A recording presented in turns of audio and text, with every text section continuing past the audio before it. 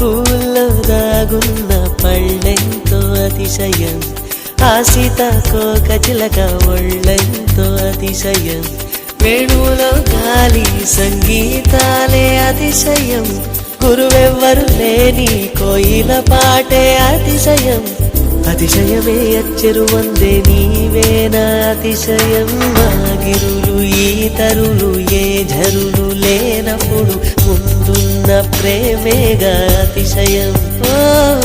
16 ప్రయాణ పరువల్లో అందరికీ పుట్టేటి ప్రేమేగా అతిశయం.